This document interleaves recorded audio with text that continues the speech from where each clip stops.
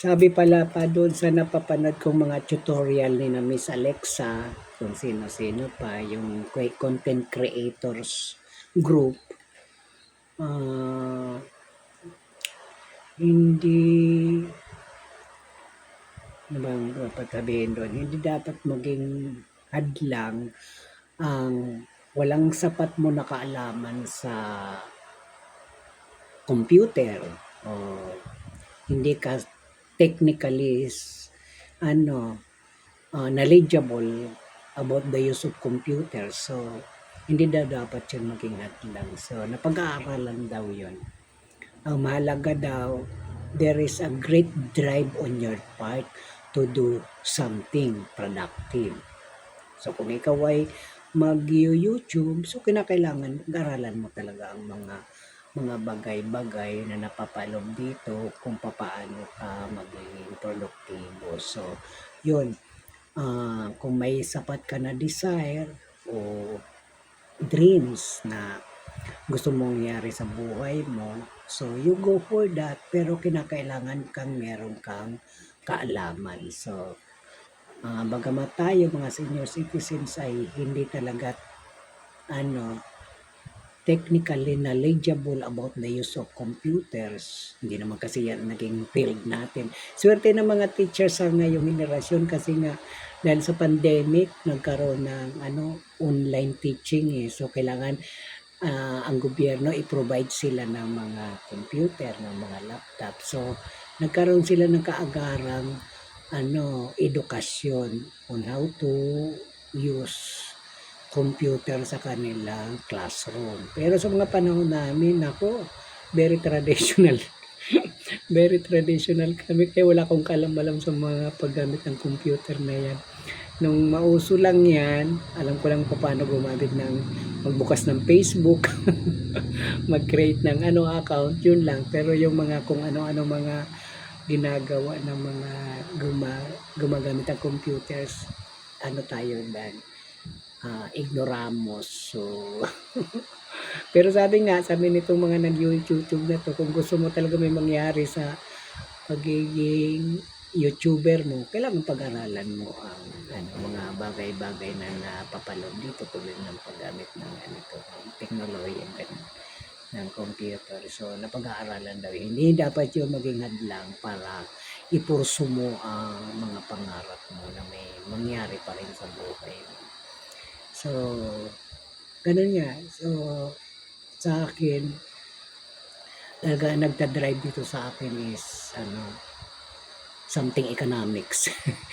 Kasi sabi ko nga hindi porke huminto ko na sa trabaho mo nagwakas na rin ang mga bagay-bagay na kailangan mo para patuloy na mabuhay. Kung patuloy pa rin ang pagiging konsumidor mo. So dapat marunong ka pa rin mag-produce, kailangan mo pa rin maging productive sa buhay mo na to.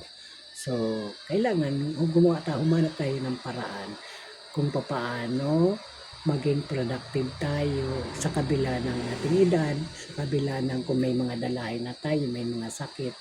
Mahirap na sa atin ang gumawa ng mga manual labor na yan. Kailangan yung nasa bahay ka lang, kailangan mo magkaroon ng technical assistance tulad nga ng paggamit ng computer, ng cellphone, para maging madali sa iyo ang paggawa. So, sa nakikita ko ang mga social platforms tulad ng YouTube, Facebook, na may mga katangian para ang tao rito ay maging productive. So, yan ang dapat maging maalam tayo, alamin natin. So, yan ang ginagawa ko sa kasalukuyan. Nag-aaral ako ng mga base doon sa mga tutorial videos na available sa YouTube. Pati nga yung mga pag-i-edit na yan, hindi ko ginagawa yan. Pero ngayon, unti-unti nagagawa ka na. Hopefully, merong mga editing techniques o kaya apps na pwede tayong mag-aral. So, yun ang unti-unti kong tinutuklas para maging maganda naman ang kinalabasan ng mga videos natin. By the way pala guys, dahil doon sa nakikita nating panawagan ng YouTube na kailangan maging maalam tayo sa paggawa ng mga short videos dahil very promising daw ang mga short videos. So yun, gumawa ako ng channel na exclusive para sa mga short videos ko. At ang tawag ko nito ay yung Golpe Dugulat. So aside from this one na pinagpupusan ko ng pinaglalagyan ko ng mga videos, yung Rading Beans Alight. I have another one, I call that Golpe de Gulat. At yun ay maglalaman ng mga short videos na magsasalamin ng mga ating pang-araw-araw na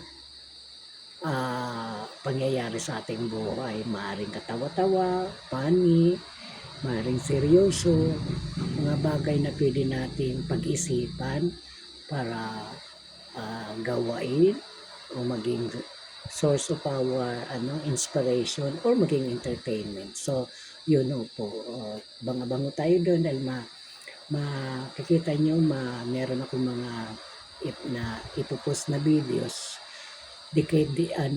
primarily sa grupo ng mga short videos ko ilalagay. Okay, yan lang po. Maraming salamat and good afternoon.